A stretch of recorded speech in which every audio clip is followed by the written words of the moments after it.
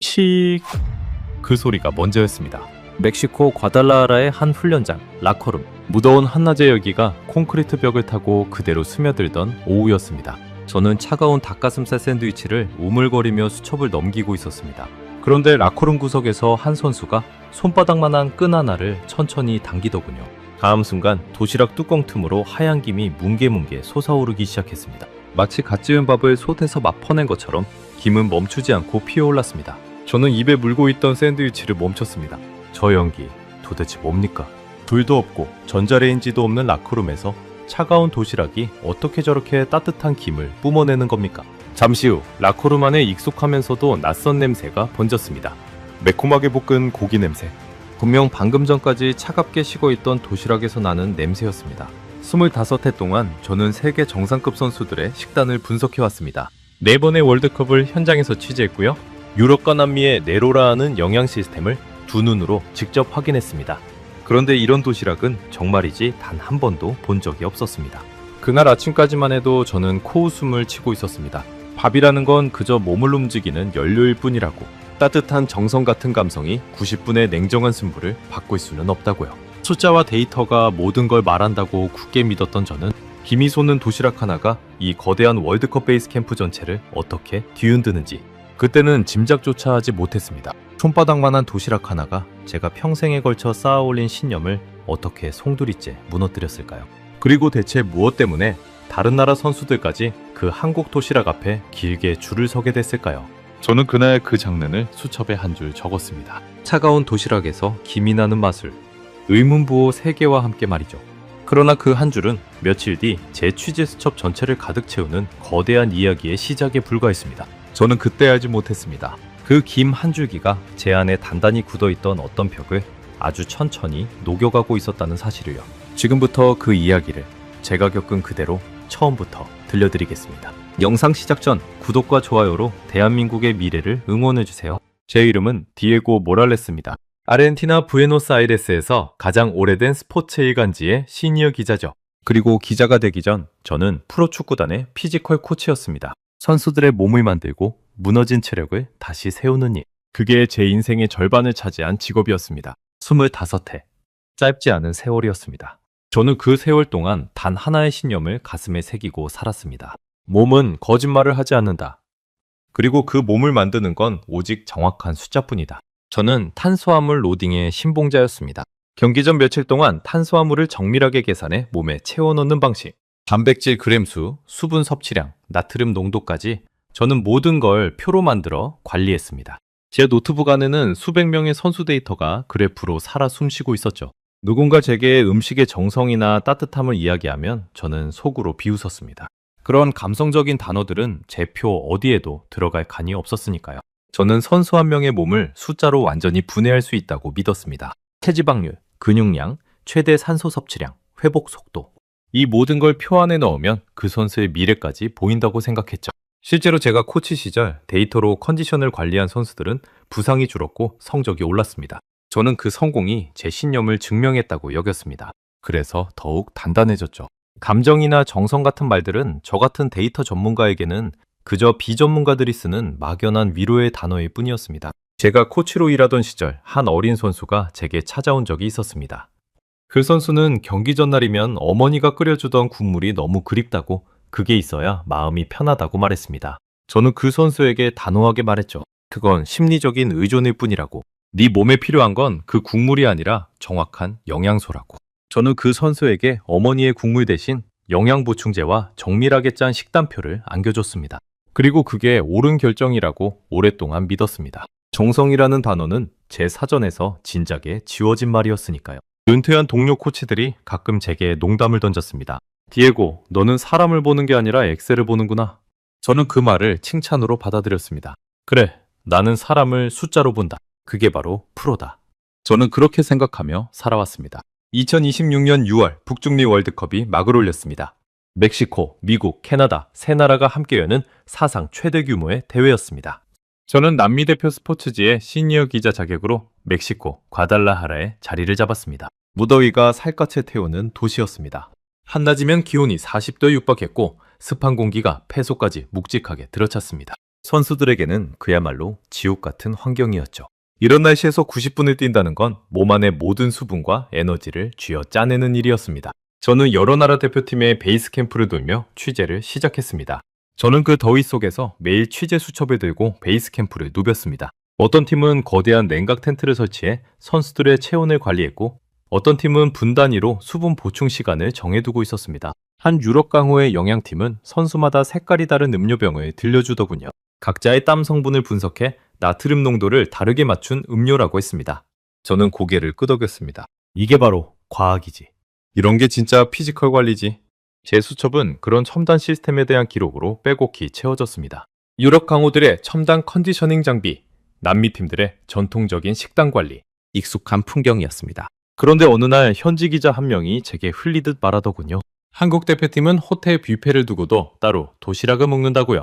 취재를 다니다 보니 더위에 무너지는 건 한두 팀의 이야기가 아니었습니다. 어느 팀은 훈련 도중 선수들이 탈수 증세로 쓰러졌다는 소문이 돌았고, 또 다른 팀은 경기 후반이면 거짓말처럼 다리가 풀려 실점을 거듭했습니다. 40도를 넘나드는 열기 속에서 잘 먹고 잘 회복하는 것은 더 이상 사치가 아니라 생존의 문제였습니다. 저는 그 사실을 머리로는 알고 있었습니다. 다만 그 해답이 도시락 따위에 있으리라고는 단 한순간도 생각하지 못했을 뿐이죠. 저는 그 말을 듣고 픽 웃었습니다. 도시락이라니.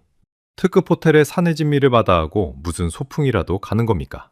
제 머릿속에서 한국 축구의 위치는 명확했습니다.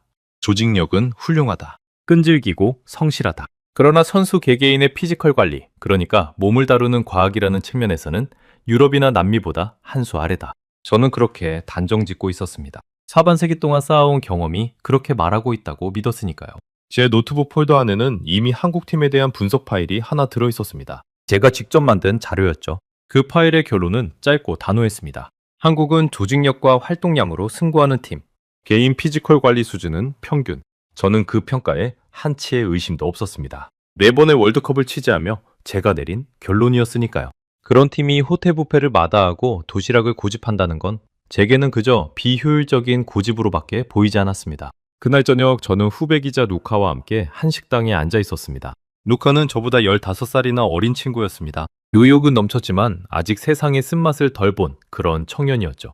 그가 포크로 접시를 깨작거리며 한숨을 쉬더군요. 선배님, 저 요즘 정말 밥이 안 넘어갑니다. 선수단 호텔 뷔페를 며칠 따라다녔는데 메뉴가 매일 똑같아요. 기름진 고기 아니면 차가운 샐러드. 그것도 사흘만 먹으면 물려서 손이 안 갑니다. 루카는 입맛을 잃은 게 분명했습니다. 평소 같으면 접시 2개는 거뜬히 비웠을 친구가 그날은 절반도 먹지 못하고 포크를 내려놨습니다. 그가 물 잔을 만지작거리며 말을 이었습니다. 선배님, 그게요. 처음 며칠은 괜찮았어요. 그런데 더위에 지치니까 입맛이 뚝 떨어지더라고요. 차가운 음식은 넘어가질 않고 기름진 건 속이 더부룩하고요. 결국 어제는 그냥 길거리 햄버거로 때웠습니다. 선수들도 비슷한 눈치예요. 몇몇은 식당에 와서 깨작거리다가 그냥 일어나더라고요. 저는 그제야 루카의 얼굴을 제대로 봤습니다. 며칠 사이 살이 빠진 듯 해숙해진 모습이었습니다. 하지만 저는 여전히 대수롭지 않게 여겼습니다. 입맛이라는 건 개인차가 큰 법이니까요. 더위에 식욕이 떨어지는 건 누구나 겪는 일 아니겠습니까? 저는 그렇게 생각하며 제 접시에 고기를 마저 입에 넣었습니다. 저는 그 말을 가볍게 흘려들었습니다. 입맛이 까다로운 거겠지 하고 말이죠. 음식은 연료다. 맛이 없어도 필요한 영양만 채우면 그만이다. 그게 제 오랜 지론이었으니까요. 저는 루카의 접시를 보며 속으로 생각했습니다. 저런 사소한 투정이 경기력을 좌우할 리 없다고. 선수는 프로다. 무엇을 먹든 견뎌내는 게 프로의 몸이라고 말입니다. 그날 밤 숙소로 돌아오는 길, 저는 창밖으로 흘러가는 과달라하라의 야경을 바라봤습니다. 거리에는 각국 국기를 두른 사람들이 넘쳐났습니다. 축제의 도시였죠. 그런데 이상하게도 낮에 들었던 그 한마디가 머릿속을 떠나지 않았습니다. 호텔 뷔페를 두고 도시락을 먹는다는 한국팀. 도대체 왜일까? 무슨 고집일까? 저는 고개를 저었습니다. 별것 아닐 거라고 스스로를 다독였습니다. 어차피 며칠 지나면 그들도 호텔 뷔페로 돌아올 거라고. 사람은 결국 편한 쪽을 택하기 마련이니까요. 다음날 아침, 저는 우연히 한국팀 베이스 캠프 근처를 지나게 됐습니다. 그런데 호텔 본관이 아니라 조금 떨어진 별도의 건물 쪽으로 한국 직원들이 분주히 식자재를 나르고 있더군요. 커다란 쌀자루와 보냉배, 그리고 무언가 가득 담긴 상자들. 저는 발걸음을 멈추고 그 광경을 잠시 바라봤습니다. 호텔 별관 쪽에서 한국 직원 한 명이 땀을 뻘뻘 흘리며 무거운 쌀자루를 어깨에 짊어지고 있었습니다. 40도에 가까운 땡볕 아래였습니다. 에어컨이 빵빵하게 나오는 호텔 주방을 두고 왜 저 사람은 저렇게 땀을 흘리며 무언가를 준비하고 있을까? 저는 그 모습이 어쩐지 비효율의 극치처럼 느껴졌습니다. 그러면서도 묘하게 눈을 뗄 수 없었습니다. 호텔 안에 그 좋은 주방을 두고 왜 굳이 따로 저렇게까지 하는 걸까? 그 의문이 제 머릿속에 작은 가시처럼 박혔습니다. 저는 노트북을 열어 그날 취재한 데이터를 정리하기 시작했습니다. 숫자들이 화면 위에 가지런히 정렬되는 모습을 보며 저는 다시 한번 확신했습니다. 결국 모든 건 이 숫자들이 증명해 줄 거라고요. 하지만 그 확신은 채 일주일도 가지 못했습니다. 무더위가 점점 더 기승을 부리던 그 도시에서 저는 곧 제 데이터가 설명하지 못하는 어떤 장면들과 마주하게 됩니다. 그리고 그 시작은 다름 아닌 후배 루카의 텅 빈 접시에서부터였습니다. 대회가 중반으로 접어든 어느 날이었습니다. 6월 하순 과달라하라의 무더위는 절정을 향해 치닫고 있었습니다. 저는 그날 선수단 호텔의 국제식 뷔페 식단을 직접 둘러보기로 했습니다. 루카가 며칠째 끼니를 거른다는 말이 끝내 마음에 걸렸거든요. 도대체 얼마나 형편없길래 젊은 친구가 밥을 못 넘기나 제 눈으로 확인하고 싶었습니다. 점심시간이 막 시작된 식당 안은 의외로 한산했습니다. 넓은 홀에 은빛 식기들이 길게 늘어서 있었고 천장의 샹들리에는 화려하게 빛나고 있었습니다. 겉보기에는 분명 특급 호텔의 뷔페였습니다. 그런데 음식이 담긴 트레이 앞에 서는 순간 저는 루카가 왜 그렇게 한숨을 쉬었는지 단번에 알 수 있었습니다. 기름이 번들거리는 큼지막한 고기 덩어리들, 차갑게 식어가는 파스타, 그리고 어제도 그제도 봤던 것과 똑같은 샐러드. 메뉴가 거의 바뀌지 않았던 겁니다. 더운 날씨 탓에 음식들은 금세 미지근해졌고 기름은 차갑게 굳어 표면에 허옇게 떠올라 있었습니다. 저는 접시에 고기 몇 점을 담아 한 입 베어 물었습니다. 질기고 느끼했습니다. 40도의 더위 속에서 이런 음식을 매일 먹으라니 솔직히 저조차도 두세 점을 넘기기가 버거웠습니다. 저는 뷔페 라인을 따라 천천히 걸으며 음식 하나하나를 살폈습니다. 직업병 같은 거였죠?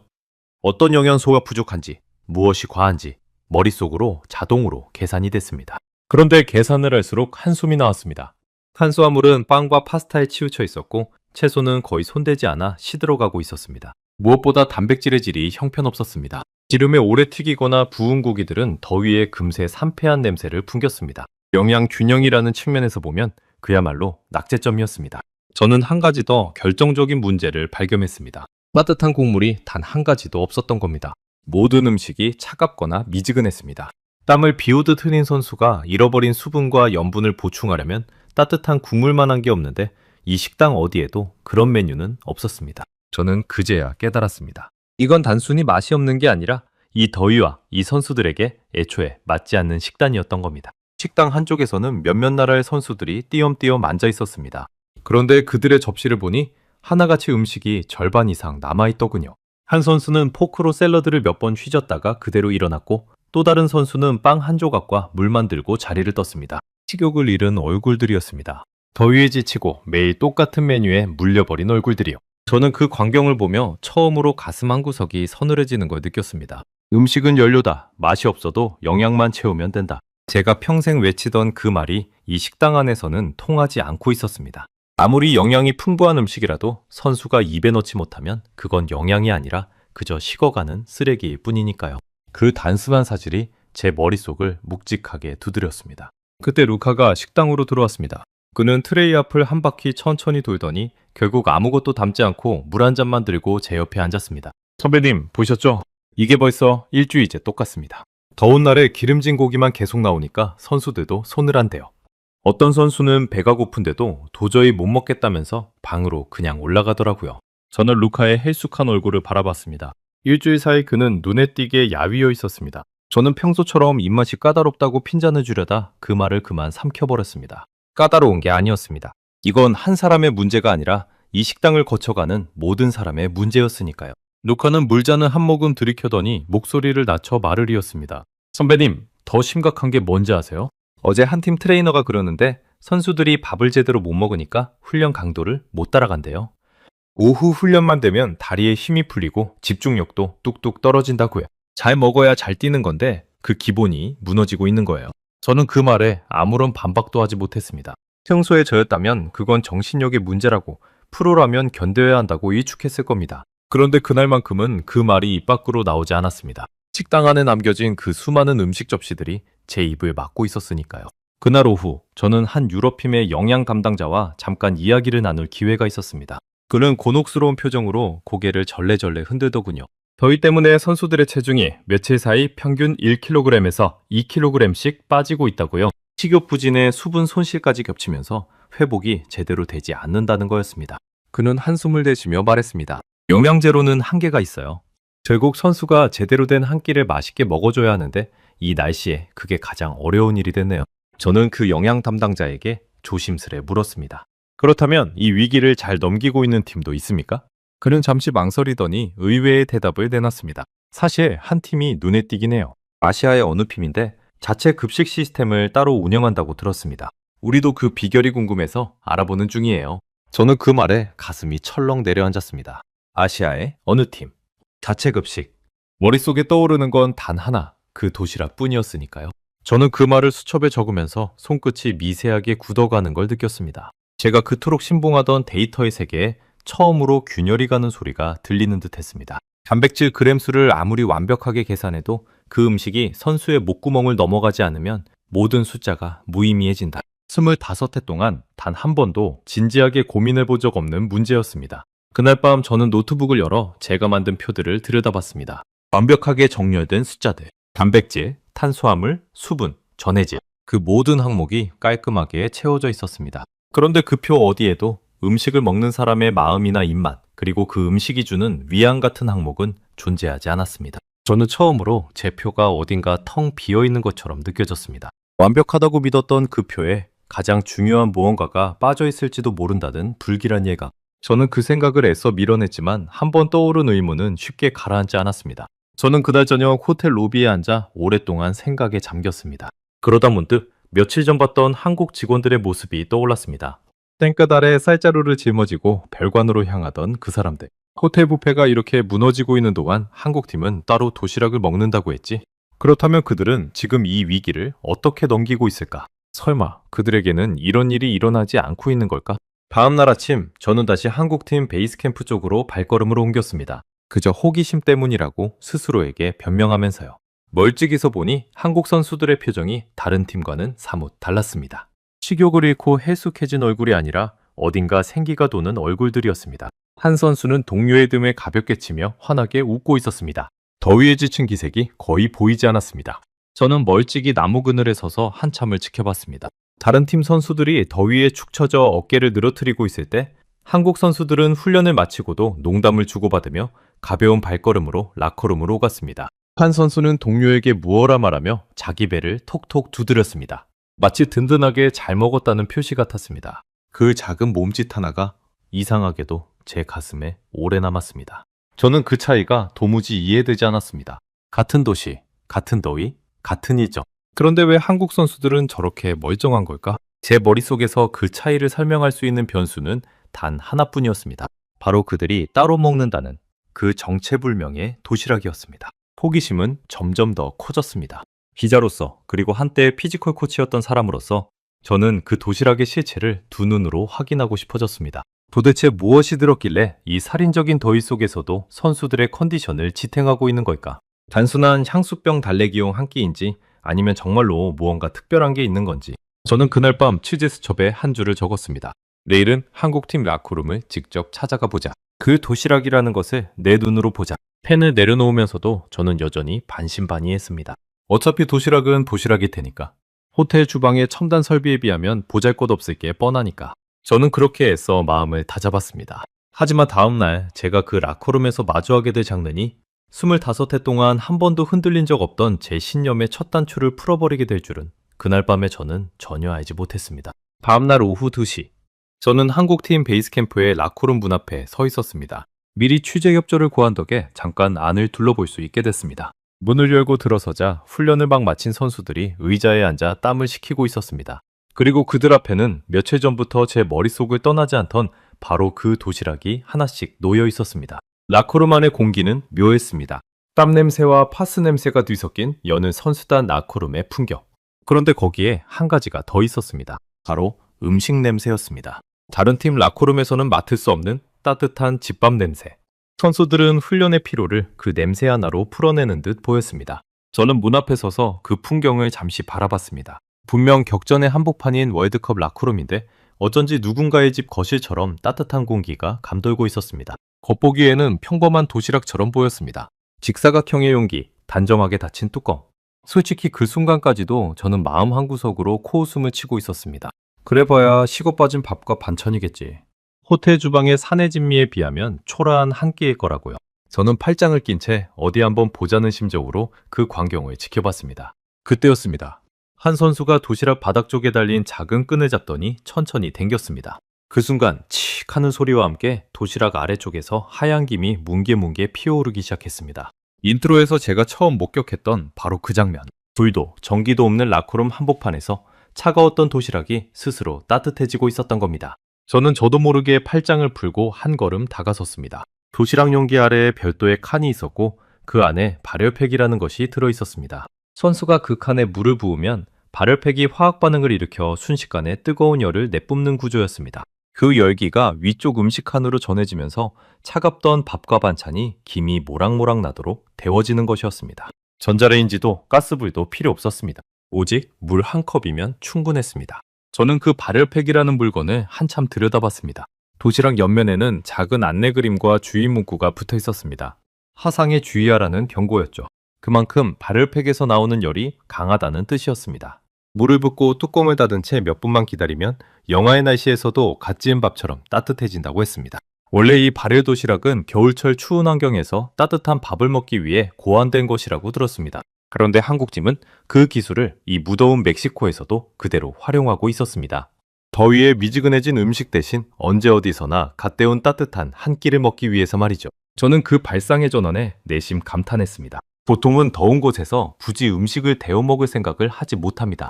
하지만 한국 사람들은 알고 있었던 겁니다. 따뜻한 밥과 국이 주는 위안이 더위에 지친 몸을 회복시키는데 얼마나 큰 힘이 되는지를요. 한국에는 찬밥 신세라는 말이 있을 정도로 음식의 온도를 귀하게 여기는 문화가 있다고 누군가 제게 설명해 줬습니다. 손님이 오면 반드시 뜨겁게 데운 밥과 국을 대접한다는 그 오래된 정성의 문화 말입니다. 잠시 후 선수가 뚜껑을 열었습니다. 그 순간 라커룸 전체에 매콤하고 달큼한 냄새가 확 퍼졌습니다. 갓 데워진 흰쌀밥에서는 김이 솟아올랐고 그 옆에는 윤기가 자르르 흐르는 제육볶음이 가득 담겨 있었습니다. 불고기, 멸치볶음, 그리고 빨갛 케익은 깍두기까지. 그건 제가 상상했던 식어 빠진 한 끼가 결코 아니었습니다. 마치 누군가의 집 부엌에서 방금 차려낸 한상 같았습니다. 저는 직업병처럼 그 도시락의 구성을 머릿속으로 분석하기 시작했습니다. 흰쌀밥으로 채운 탄수화물, 제육볶음과 불고기로 채운 양질의 단백질, 멸치볶음의 칼슘과 깍두기의 발효 효소까지. 놀랍게도 영양균형이 거의 완벽에 가까웠습니다. 게다가 모든 반찬이 한국 선수들에게 익숙한 음식이라 입맛을 잃을 일이 없었습니다. 호텔 뷔페가 양은 많아도 손이 안 가는 음식들이었다면 이 도시락은 양은 적당해도 한 톨도 남기지 않게 만드는 음식이었습니다. 먹어야 영양이 된다는 그 단순한 진리를 이 작은 도시락이 완벽하게 구현하고 있었던 겁니다. 저는 그 냄새를 맡는 순간 목구멍이 꿀꺽 침을 삼키는 걸 느꼈습니다. 며칠 동안 차가운 호텔 음식만 보던 제 몸이 그 따뜻한 음식 앞에서 본능적으로 반응한 겁니다. 그건 영양 데이터로는 설명할 수 없는 반응이었습니다. 그저 따뜻하고 그저 맛있어 보였습니다. 그 단순한 사실 앞에서 제 머릿속의 복잡한 표들이 한순간 멍하니 비어버렸습니다. 선수들의 표정도 인상적이었습니다. 호텔 뷔페 앞에서 무표정하게 음식을 깨작거리던 다른 팀 선수들과는 완전히 달랐습니다. 한국 선수들은 도시락 뚜껑을 여는 순간 얼굴이 환하게 펴졌고 밥 한 술을 입에 넣을 때마다 만족스러운 표정을 지었습니다. 한 선수는 옆 동료에게 웃으며 말했습니다. 이거 먹으면 진짜 집에 온 것 같아. 그 짧은 한마디가 제 가슴에 묵직하게 박혔습니다. 그런데 그때 예상치 못한 일이 벌어졌습니다. 라커룸 안쪽에 다른 나라 선수 2명이 우연히 들어와 있었습니다. 시설을 함께 쓰는 인접한 팀의 선수들이었죠. 그들은 한국 선수들의 도시락에서 피어오르는 김과 냄새를 맡더니 눈이 휘둥그레져서는 가까이 다가왔습니다. 그중 한 명이 머뭇거리다가 조심스레 입을 열었습니다. 저거 혹시 우리도 한번 먹어볼 수 있나요? 저는 그 장면을 보며 펜을 멈췄습니다. 정말로 멈췄습니다. 25회 동안 어떤 취재 현장에서도 펜을 놓은 적이 없던 제가 그 순간만큼은 손이 움직이지 않았습니다. 호텔의 그 좋은 뷔페를 마다하고 다른 나라 선수가 한국의 도시락을 부탁하고 있었습니다. 음식은 그저 연료라던 제 신념이 그 한 장면 앞에서 소리 없이 흔들리고 있었습니다. 그 외국 선수가 한국 도시락에 관심을 보이자 라커룸 안의 분위기가 미묘하게 달라졌습니다. 한국 선수들은 익숙한 듯 웃으며 자기들 음식을 권했습니다. 이미 여러 번 있었던 일이라는 듯한 표정이었습니다. 알고 보니 대회 내내 다른 나라 선수들이 한국팀 도시락 냄새를 맡고 부러워하는 일이 한두 번이 아니었다고 합니다. 어떤 선수는 한국 선수에게 도시락을 어디서 구할 수 있느냐고 진지하게 물어보기까지 했다더군요. 저는 그 이야기를 들으며 머릿속이 복잡해졌습니다. 세계 각국에서 모인, 그것도 자기 나라 최고의 영양 지원을 받는 선수들이었습니다. 그런 그들이 한국의 도시락 하나를 부러워하고 있었습니다. 이건 단순한 호기심이 아니었습니다. 그들 역시 차가운 호텔 음식에 지쳐 있었고, 그래서 따뜻한 한 끼의 가치를 본능적으로 알아본 것이었습니다. 한국 선수는 흔쾌히 자기 반찬을 조금 덜어 그 선수에게 건넸습니다.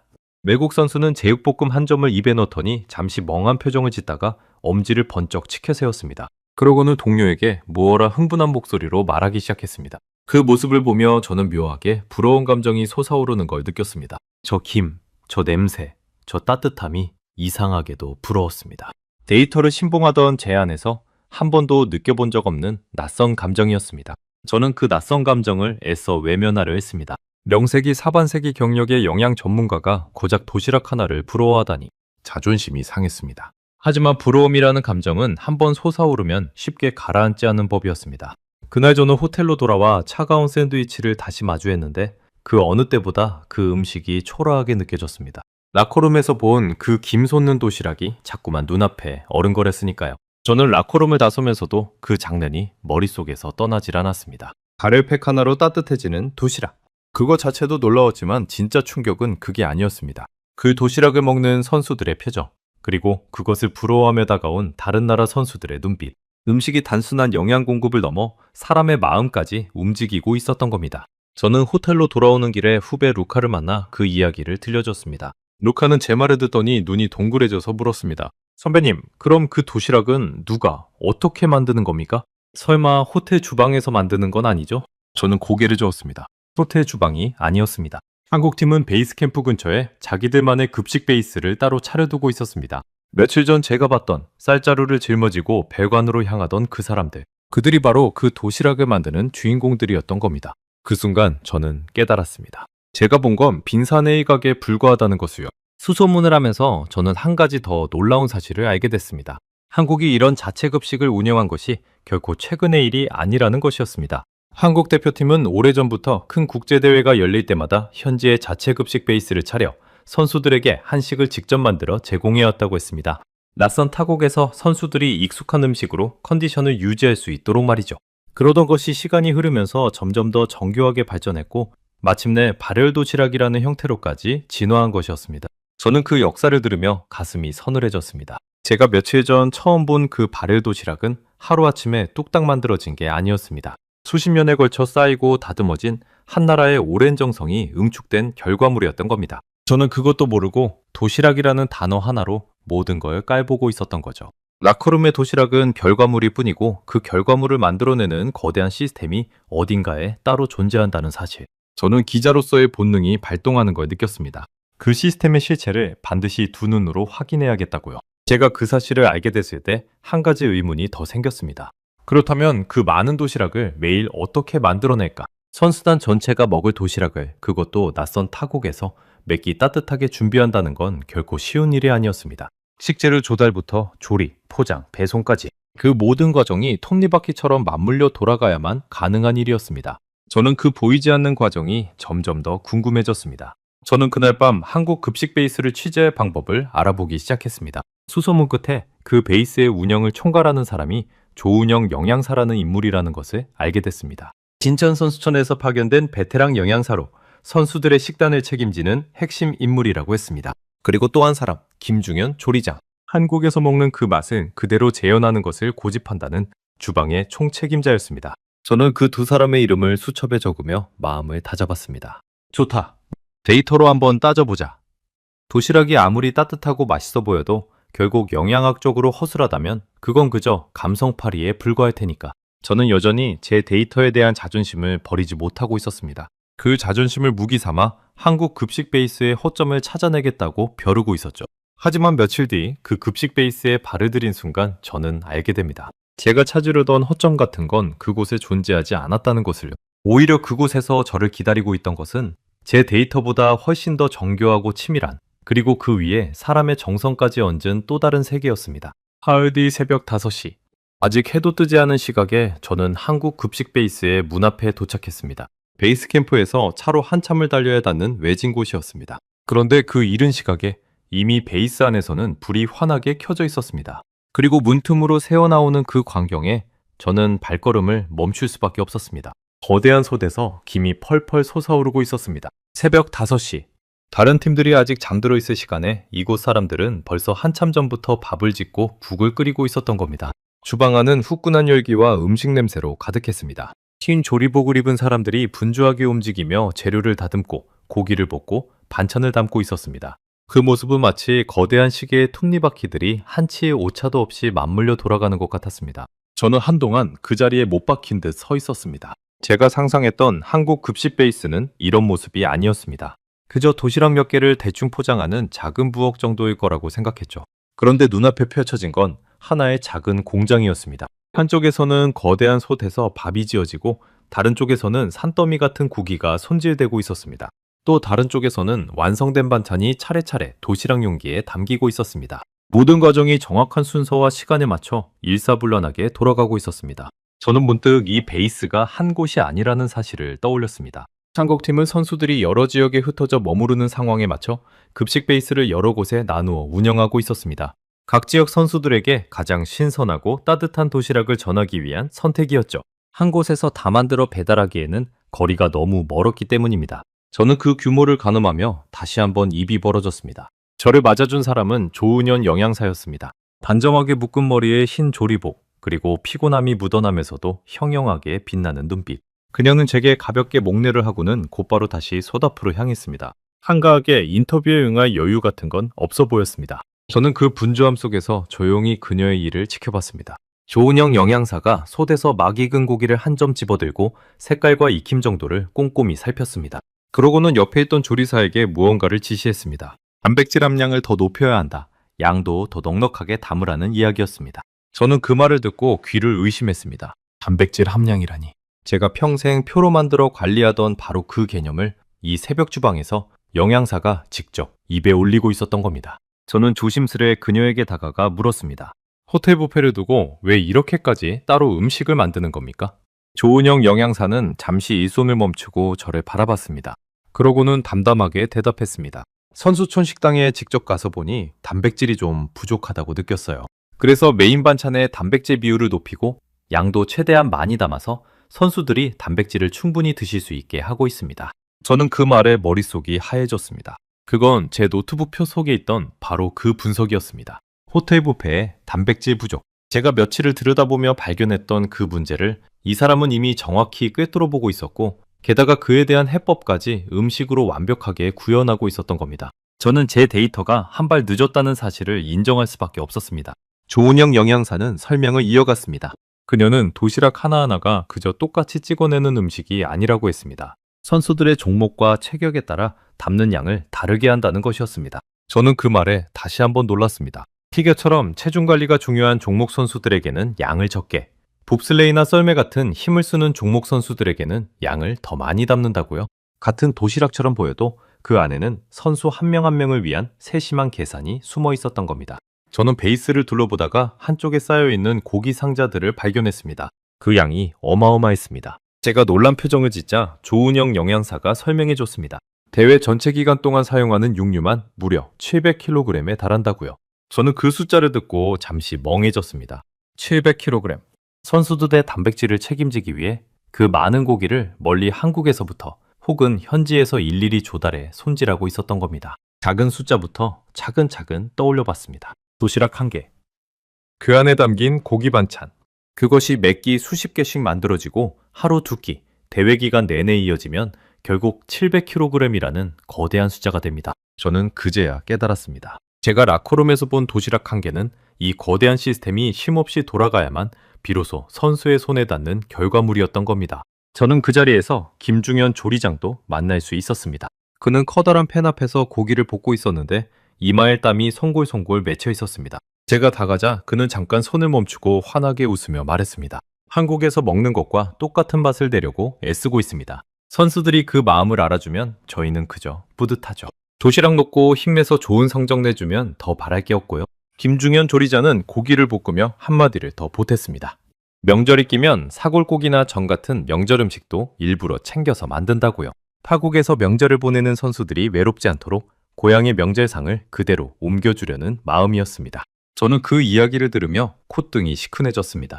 이건 영양관리의 차원을 한참 넘어선 것이었습니다. 멀리 떠나온 사람들에게 고향을 통째로 배달해주는 그런 일이었으니까요. 저는 그 말 속에서 한 가지를 분명히 느꼈습니다. 이 사람들에게 도시락은 단순한 음식이 아니었습니다. 그건 멀리 타국에서 싸우는 선수들에게 보내는 일종의 편지였습니다. 집밥의 맛으로 전하는 응원의 메시지였던 겁니다. 김중현 조리장은 신선식품의 경우 한국과 다른 게 있어서 현지 식재료로 대체하기도 한다고 덧붙였습니다. 그러면서도 쌀과 김치, 고추장, 된장 같은 핵심 재료만큼은 절대 타협하지 않는다고 했습니다. 그날 저는 이 시스템에 들어간 비용에 대해서도 듣게 됐습니다. 한국이 이 급식 지원에 투입한 예산이 무려 22억 원에 달한다는 것이었습니다. 저는 그 숫자에 또 한 번 충격을 받았습니다. 단지 선수들에게 따뜻한 밥을 먹이기 위해 한 나라가 그만한 예산을 쏟아붓고 있었던 겁니다. 시설을 빌리고 인력을 파견하고 식자재를 수송하고 그 모든 것을 합치면 결코 작지 않은 돈이었습니다. 효율만 따지는 제 머리로는 호텔 뷔페를 이용하는 게 훨씬 싸게 먹힐 일이었습니다. 그런데 한국은 그 효율을 포기하고 선수들의 한 끼를 선택했습니다. 조은영 영양사는 도시락 외에도 회복식을 따로 준비한다고 했습니다. 격렬한 경기를 마치고 나면 입맛이 뚝 떨어지는데 그럴 때 부담 없이 넘길 수 있는 음료 형태의 회복식을 만든다는 것이었습니다. 단백질 음료, 두유, 식혜, 과일 주스 같은 것들이었습니다. 경기 직후 지친 몸이 가장 먼저 필요로 하는 것을 미리 헤아려 준비해두는 세심함. 저는 그 디테일 앞에서 또 한 번 고개를 숙일 수밖에 없었습니다. 저는 또 한 가지 사실을 알고 충격에 빠졌습니다. 선수들이 여러 지역에 흩어져 있다 보니 식자재를 옮기는 일조차 보통이 아니었습니다. 어떤 구간은 편도로만 차로 몇 시간을 달려야 하는 거리였습니다. 그 먼 길을 신선한 식재료를 싣고 직접 운전해서 오간다는 것이었습니다. 그것도 매일같이 말이죠. 40도의 더위 속에서 음식이 상하지 않도록 보냉 장비를 가득 싣고 장거리를 오가는 일. 그건 단순한 배송이 아니라 거의 사투에 가까운 노동이었습니다. 저는 그 보이지 않는 수고를 떠올리며 도시락 하나에 담긴 무게가 결코 가볍지 않다는 것을 비로소 실감했습니다. 그때 조은영 영양사가 제게 김치 한 조각을 보여주며 흥미로운 이야기를 들려줬습니다. 그 김치는 젓갈이 들어가지 않은 특별한 김치라고 했습니다. 젓갈은 통관 절차가 무척 까다로워서 그것 없이도 똑같은 맛을 내는 김치를 어렵게 찾아냈다는 것이었습니다. 저는 그 디테일에 또 한 번 말문이 막혔습니다. 김치 하나에도 그렇게까지 신경을 쓰다니. 저라면 그냥 통관이 안 되니 포기했을 텐데 이 사람들은 끝끝내 방법을 찾아낸 겁니다. 김중현 조리자는 고기를 볶으며 한마디를 더 보탰습니다. 명절이 끼면 사골국이나 전 같은 명절 음식도 일부러 챙겨서 만든다고요. 타국에서 명절을 보내는 선수들이 외롭지 않도록 고향의 명절상을 그대로 옮겨주려는 마음이었습니다. 저는 그 이야기를 들으며 콧등이 시큰해졌습니다. 이건 영양관리의 차원을 한참 넘어선 것이었습니다. 멀리 떠나온 사람들에게 고향을 통째로 배달해주는 그런 일이었으니까요. 저는 점점 더 깊은 혼란에 빠졌습니다. 제가 이곳에 온 이유는 분명했습니다. 한국 급식 시스템의 허점을 찾아내 결국 감성에 기댄 비효율적인 방식이라는 것을 증명하려는 것이었죠.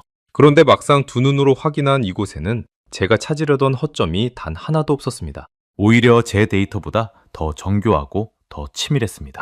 거기에 제 데이터에는 없는 것까지 더해져 있었습니다. 바로 사람의 정성이었습니다. 저는 떨리는 목소리로 조은영 영양사에게 물었습니다. 그러니까 단백질 비율부터 종목별 배분량까지 그 모든 걸 다 계산해서 담는다는 말씀입니까? 조은영 영양사는 당연하다는 듯 고개를 끄덕였습니다. 그럼요.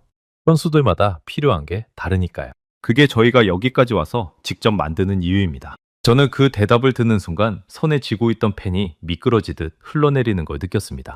저는 그 순간 입안이 바싹 말라오는 것을 느꼈습니다. 평생을 숫자와 함께 살아온 제가 정작 가장 중요한 숫자 하나를 놓치고 있었던 겁니다. 음식을 만드는 사람의 마음이라는 결코 표로 옮길 수 없는 그 변수로요. 저는 한참 만에 가까스로 입을 열어 중얼거렸습니다. 나는 밥을 그저 연료라고 불렀는데 한국은 그걸 집이라고 부르는군요. 그 말을 내뱉는 순간 제 안에서 무언가가 와르르 무너지는 소리가 들리는 듯 했습니다. 조은영 영양사는 제 말을 듣고 잔잔하게 웃었습니다.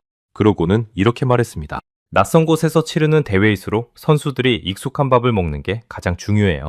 저희는 그저 부모의 마음으로, 엄마의 마음으로 여기 와 있는 거예요. 저는 그 말을 듣고 가슴이 먹먹해졌습니다. 엄마의 마음.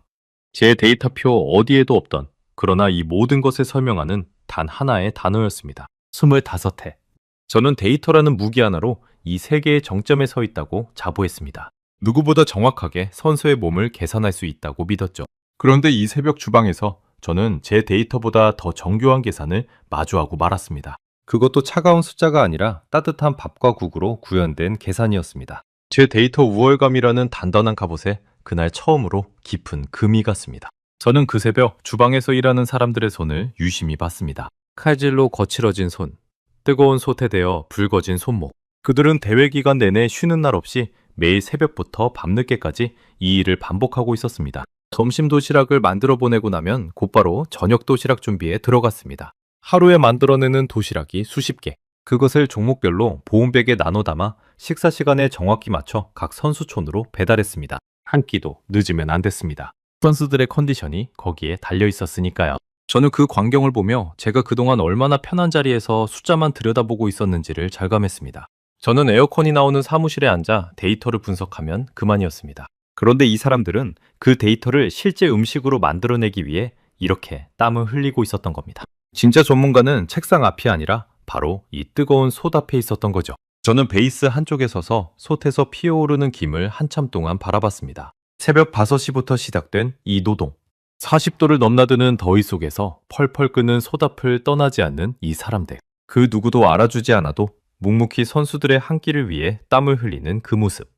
저는 그 광경 앞에서 가슴 깊은 곳이 뜨거워지는 것을 느꼈습니다. 그건 부러움도 놀라움도 아닌 처음 느껴보는 어떤 뭉클함이었습니다. 저는 조은영 영양사에게 마지막으로 물었습니다. 이렇게까지 힘든데 무엇이 당신들을 버티게 합니까? 그녀는 잠시 솥을 바라보다가 조용히 대답했습니다. 선수들이 도시락을 받고 잘 먹었다고 힘이 났다고 말해줄 때요. 그 한마디면 새벽잠을 설친 것도 땀 흘린 것도 다 잊어버려요. 저는 그 대답 앞에서 더 이상 아무 말도 할 수 없었습니다.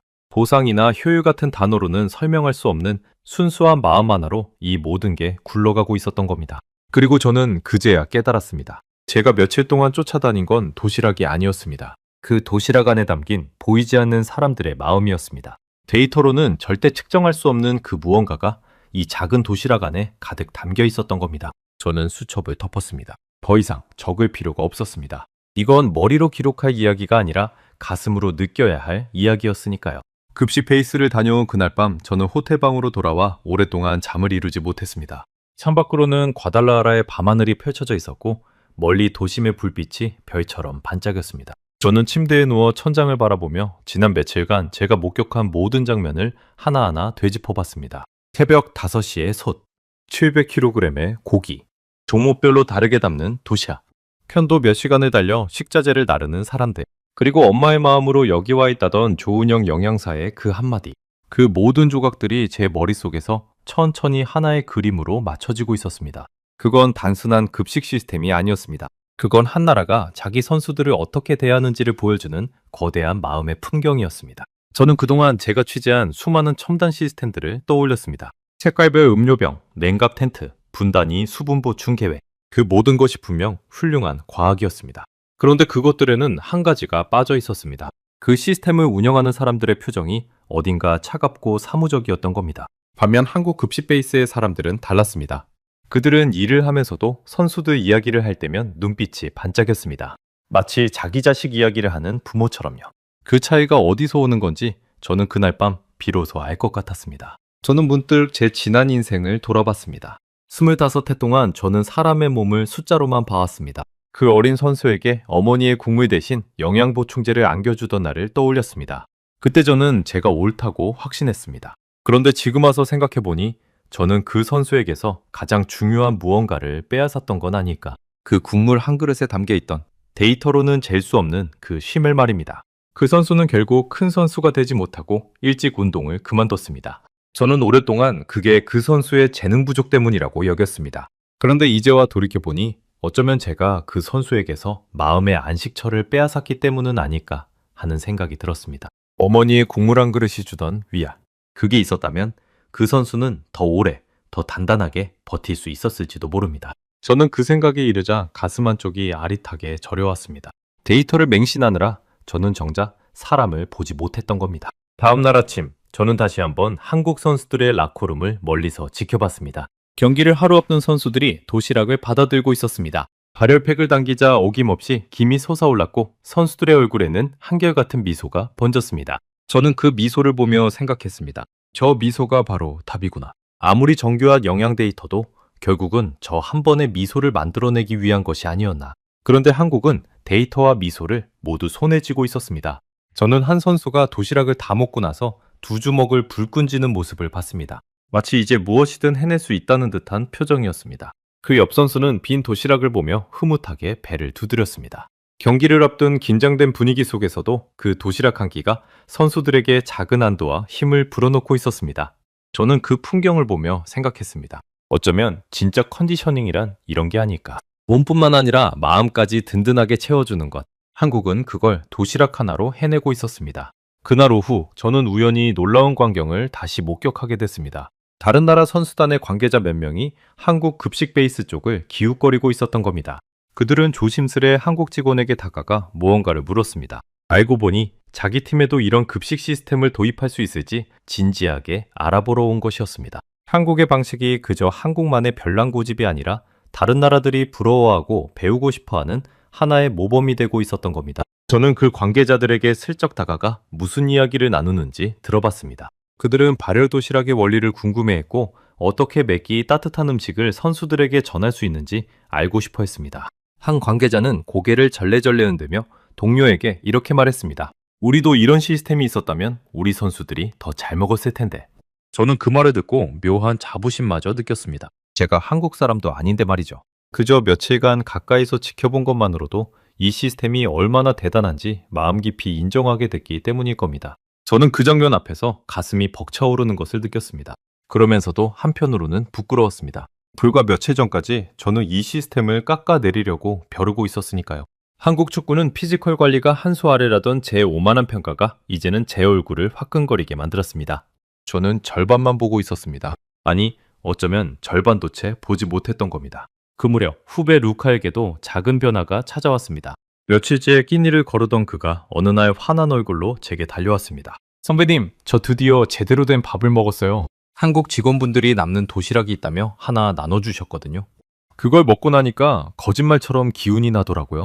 저는 헬쑥했던 루카의 얼굴에 다시 혈색이 도는 것을 보며 안도했습니다. 동시에 한 가지를 더 확신하게 됐습니다. 따뜻한 한 끼가 사람을 살린다는 것을요. 그건 더 이상 추상적인 감성이 아니라 제 눈앞에서 벌어진 명백한 사실이었습니다. 저는 그날 저녁 조은영 영양사를 다시 찾아갔습니다. 이번에는 취재가 아니라 그저 한 사람으로서 묻고 싶은 게 있었거든요. 저는 그녀에게 솔직하게 털어놓았습니다.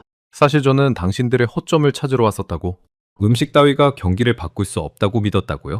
그런데 이제는 제 생각이 완전히 틀렸다는 걸 알게 됐다고 말입니다. 조은영 영양사는 제 고백을 듣고도 화를 내지 않았습니다. 오히려 따뜻하게 웃으며 이렇게 말해줬습니다. 처음에는 다들 그렇게 생각해요. 그런데 막상 도시락을 한번 먹어본 선수들은 절대 그 전으로 돌아가지 못하더라고요. 저는 그 말이 단지 음식 이야기가 아니라는 걸 알았습니다. 사람의 마음을 한번 느끼고 나면 다시는 차가운 효율의 세계로 돌아갈 수 없다는 뜻이었으니까요. 그녀는 마지막으로 제게 이런 말을 덧붙였습니다. 사실 저희가 하는 일은 특별한 게 아니에요. 그냥 한국 사람이라면 누구나 아는 그 마음, 따뜻한 밥 한 끼 챙겨 먹이고 싶은 그 마음을 여기서도 그대로 하는 것뿐이거든요. 저는 그 말이 오래도록 마음에 남았습니다. 특별한 게 아니라는 그 말이 오히려 가장 특별하게 들렸습니다. 누군가에게는 당연한 일상이, 멀리서 온 저에게는 평생 본 적 없는 감동이었으니까요. 저는 그녀에게 마지막으로 부탁을 하나 했습니다. 그 도시락을 저도 한번 먹어볼 수 있겠느냐고요. 영세기 25회 경력의 영양 전문가가 정작 그 도시락을 한 번도 직접 맛보지 않았다는 사실이 그제야 떠올랐던 겁니다. 조은영 영양사는 흔쾌히 도시락 하나를 건네줬습니다. 저는 떨리는 손으로 발열팩의 끈을 당겼습니다. 그 익숙한 소리와 함께 김이 솟아올랐습니다. 몇 분을 기다린 뒤 뚜껑을 열자 따뜻한 밥과 제육볶음의 냄새가 제 얼굴을 감쌌습니다. 저는 밥을 한술 떠서 입에 넣었습니다. 그 순간 저는 코끝이 시큰해지는 것을 느꼈습니다. 따뜻했습니다.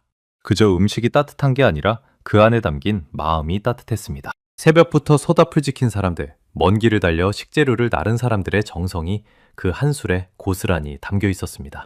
저는 그 도시락을 먹으며 평생 처음으로 음식 앞에서 눈시울이 뜨거워졌습니다. 이건 음식이 아니라 사람이구나. 저는 속으로 그렇게 되뇌었습니다. 한 그릇의 밥에 이렇게 많은 사람의 수고와 마음이 담길 수 있다는 것을 저는 25해를 살고도 그제야 처음 알게 됐습니다. 데이터로는 결코 닿을 수 없었던 진실이 그 따뜻한 한 술에 모두 들어 있었습니다. 제육볶음은 매콤하면서도 달콤했고 밥은 고슬고슬하면서도 따뜻했습니다. 멸치볶음의 고소함, 깍두기의 아삭한 식감까지. 그건 제가 평생 분석해온 어떤 영양 데이터로도 표현할 수 없는 맛이었습니다. 그 맛에는 한 가지가 더 들어 있었습니다. 바로 누군가가 나를 위해 정성껏 만들었다는 그 따뜻한 느낌이었습니다. 저는 그제야 그 어린 선수가 그토록 어머니의 국물을 그리워했던 이유를 온몸으로 이해할 수 있었습니다. 그건 영양의 문제가 아니라 마음의 문제였던 겁니다. 밥을 다 먹고 빈 도시락을 바라보면서 저는 오랫동안 자리에서 일어나지 못했습니다. 제 노트북 안에는 여전히 수백 개의 데이터표가 장들어 있었습니다. 그런데 그날 밤 저는 그 표들을 열어보지 않았습니다. 대신 빈 도시락을 한참 동안 바라봤습니다. 숫자로 가득한 표보다 텅 빈 그 도시락 하나가 제게 더 많은 것을 가르쳐줬으니까요. 저는 깨달았습니다. 제가 평생 신봉해온 데이터는 결코 틀린 게 아니었습니다. 다만 그것만으로는 부족했던 겁니다. 숫자 위에 사람의 마음이 더해질 때 비로소 그 숫자는 진짜 힘을 발휘한다는 것을. 한국은 그 둘을 모두 갖추고 있었고 저는 그 절반만 손에 쥐고 평생을 우쭐 때왔던 겁니다. 제 안에서 무언가가 완전히 달라졌다는 것을 느꼈으니까요. 승부는 그라운드에서 납니다. 그건 변하지 않는 사실입니다. 하지만 그 그라운드에서 뛸 체력을 그리고 그 체력을 바치는 마음을 만드는 건 다름 아닌 집밥의 정성이었습니다. 저는 그 단순하면서도 깊은 진실을 이 작은 도시락 하나를 통해 비로소 배운 겁니다. 저는 펜을 들어 수첩의 맨 첫 장으로 돌아갔습니다. 거기에는 며칠 전 제가 적은 한 줄이 그대로 남아 있었습니다. 차가운 도시락에서 김이 나는 마술. 의문부호 3개. 저는 그 문장 아래에 새로운 한 줄을 덧붙였습니다. 그건 마술이 아니라 사람의 마음이었다. 그 짧은 한 줄을 적으면서 저는 비로소 며칠간의 긴 여정이 하나의 답에 도달했음을 느꼈습니다. 그날 밤 저는 노트북을 열었습니다. 그러나 이번에는 데이터표를 정리하기 위해서가 아니었습니다. 저는 빈 화면에 커서를 깜빡이며 새로운 글을 쓰기 시작했습니다. 25해 동안 단 한 번도 써본 적 없는 종류의 글이었습니다. 숫자가 아니라 마음에 대한 글, 효율이 아니라 정성에 대한 글이었습니다. 저는 첫 문장을 적었습니다. 그리고 그 첫 문장이 곧 세계를 향한 하나의 고백이 되리라는 것을 그때의 저는 어렴풋이 예감하고 있었습니다. 월드컵이 끝나고 몇 달이 흘렀습니다. 저는 부에노스아이레스의 제 사무실로 돌아왔습니다. 창밖으로는 익숙한 도시의 풍경이 펼쳐져 있었고 책상 위에는 여전히 데이터표가 가득한 노트북이 놓여 있었습니다. 겉으로 보기에 제 일상은 예전과 다를 게 없었습니다. 하지만 제 안에서는 멕시코의 그 새벽 주방에서 시작된 변화가 여전히 조용히 자라고 있었습니다. 대회 기간에 제가 쓴 그 칼럼은 발표되자마자 예상치 못한 반향을 일으켰습니다. 저는 그 글에서 한국의 발열도시락 급식 시스템을 처음부터 끝까지 솔직하게 담았습니다. 제 오만한 편견에서 시작해 그것이 어떻게 무너졌는지까지 하나도 숨기지 않았습니다. 그리고 글의 마지막에 이렇게 적었습니다. 승부는 밥심에서 시작된다는 말, 이제 그건 더 이상 농담이 아니다. 제 독자들 중에는 저를 오래 알아온 사람들이 많았습니다. 그들은 제가 얼마나 차갑고 데이터에만 매달리는 사람이었는지를 잘 알고 있었습니다. 그런 제가 음식의 정성에 대해 그것도 눈물까지 흘렸다고 고백하는 글을 쓰자 사람들은 충격을 받았습니다. 어떤 독자는 제게 편지를 보내 이렇게 물었습니다. 도대체 당신에게 무슨 일이 있었던 거냐고. 저는 그 편지에 짧게 답했습니다. 한국의 도시락 하나를 만났을 뿐이라고요. 그 칼럼은 남미를 넘어 유럽의 여러 매체에까지 퍼져나갔습니다. 데이터를 맹신하기로 유명했던 까칠한 영양 칼럼니스트가 한국의 도시락 하나에 무릎을 꿇었다는 이야기. 그 솔직한 고백이 많은 사람들의 마음을 움직였던 모양입니다. 여러 나라의 스포츠 영양 전문가들이 제게 연락을 해왔습니다. 그들은 한국식 급식 시스템에 대해 더 알고 싶어 했습니다. 어떻게 그런 시스템을 만들 수 있는지, 자기 나라에도 도입할 수 있을지 진지하게 묻기 시작했습니다. 저는 그 모습을 보며 가슴 한구석이 뭉클해졌습니다. 제 칼럼 한 편이 작은 씨앗이 되어 한국의 정성이 세계로 퍼져나가고 있었던 겁니다. 물론 그 칼럼은 제가 쓴 것이지만 그 안에 담긴 진짜 주인공은 따로 있었습니다. 새벽 5시부터 소다풀 지키던 사람들, 편도 몇 시간을 달려 식자재를 나르던 사람들, 그리고 엄마의 마음으로 도시락을 담던 조은영 영양사와 김중현 조리장. 그들이야말로 이 모든 이야기의 진짜 주인공이었습니다. 후배 루카도 그 무렵 제게 연락을 해왔습니다. 그는 멕시코에서 돌아온 뒤로 음식에 대한 생각이 완전히 달라졌다고 했습니다. 이제는 취재를 다닐 때마다 그 나라가 선수들에게 어떤 음식을 어떤 마음으로 제공하는지를 가장 먼저 살핀다고요. 저는 그 말을 들으며 흐뭇하게 웃었습니다.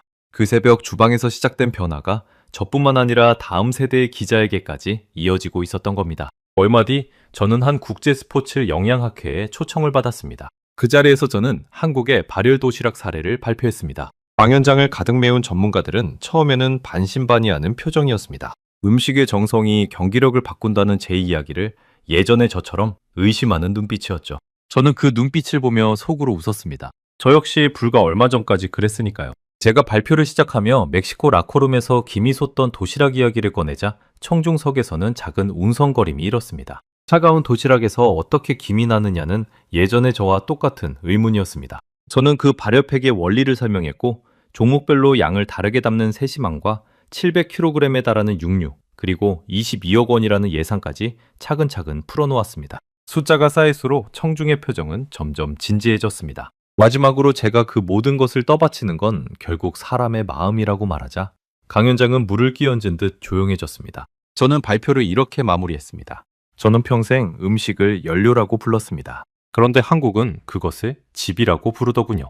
그리고 저는 그 차이가 결국 사람을 살린다는 것을 두 눈으로 똑똑히 봤습니다. 그 말을 마치는 순간 강연장에는 잠시 침묵이 흘렀습니다. 그러더니 곧 여기저기서 박수가 터져나오기 시작했습니다. 그 박수는 제게 보내는 것이 아니라 멀리 한국의 그 주방 사람들에게 보내는 것이었습니다. 시간이 더 흐른 뒤 저는 한 가지 반가운 소식을 들었습니다. 다음 대회를 준비하는 몇몇 나라들이 한국식 급식 시스템을 본떠 자체 급식을 도입하기 시작했다는 것이었습니다. 발효 용기를 흉내낸 도시락, 선수별로 맞춤형 식단을 짜는 시스템. 한국이 오래전부터 묵묵히 해오던 그 방식이 이제는 세계의 표준이 되어가고 있었습니다. 그러나 저는 알고 있었습니다. 그들이 아무리 발열 용기를 따라 만들어도 그 안에 담긴 정성까지는 쉽게 흉내낼 수 없다는 것을요. 저는 그 소식을 들으며 한 가지를 더 떠올렸습니다. 한국이 이 급식 시스템을 시작한 것은 결코 어제 오늘의 일이 아니었습니다. 오래전부터 큰 대회가 열릴 때마다 한국은 묵묵히 자기 선수들의 한 끼를 챙겨왔습니다. 누가 알아주지 않아도 박수를 받지 못해도 말이죠. 그런데 이제 세상이 그 진가를 알아보기 시작한 겁니다. 오랜 세월 쌓아온 정성이 마침내 빛을 보는 순간이었습니다. 저는 가끔 그 빈 도시락을 떠올립니다. 멕시코의 그 라쿠룸에서 제가 직접 맛본 도시락. 따뜻한 밥과 제육볶음의 냄새. 그리고 그 한술에 담겨있던 수많은 사람들의 보이지 않는 마음. 그 기억은 시간이 지날수록 더 선명해졌습니다. 25해 동안 제가 쌓아온 그 어떤 데이터보다도 그 한 끼의 기억이 제게는 더 소중한 자산이 됐습니다. 저는 이제 더 이상 사람을 숫자로만 보지 않습니다. 물론 데이터는 여전히 중요합니다. 저는 여전히 그것을 신뢰합니다. 하지만 그 숫자 너머에 있는 사람의 마음을 이제는 함께 봅니다. 한 그릇의 밥이 사람을 어떻게 살리는지, 따뜻한 한 끼가 어떻게 지친 몸과 마음을 일으켜 세우는지, 저는 그것을 한국의 도시락에서 배웠습니다. 언젠가 다시 한국 사람들을 만나게 된다면 저는 그들에게 꼭 이 말을 전하고 싶습니다. 당신들이 별것 아니라고 했던 그 따뜻한 마음이 사실은 세상에서 가장 특별한 것이었다고. 그리고 멀리서 온 한 까칠한 기자의 평생 신념을 그 작은 도시락 하나가 송두리째 바꿔놓았다고 말입니다. 저는 제 책상 위에 그날 받았던 빈 도시락 사진 한 장을 붙여두었습니다. 글을 쓰다 막힐 때면 저는 그 사진을 바라봅니다. 그러면 신기하게도 그 새벽 주방에 김솟던 속과 사람들의 분주한 손길이 떠오릅니다. 그리고 저는 다시 깨닫습니다. 진짜 위대함은 화려한 곳이 아니라 보이지 않는 정성 속에 있다는 것을요. 승부는 그라운드에서 납니다. 하지만 그 승부를 떠받치는 건 누군가가 새벽부터 정성껏 지은 따뜻한 밥 한 그릇입니다. 한국은 그 단순한 진실을 누구보다 먼저 그리고 누구보다 깊이 알고 있었습니다. 그리고 그 진실은 작은 도시락 하나에 담겨 이제 온 세상으로 퍼져나가고 있습니다. 저는 다음 시간에도 전 세계를 놀라게 할 대한민국의 이야기로 다시 찾아뵙겠습니다. 감사합니다.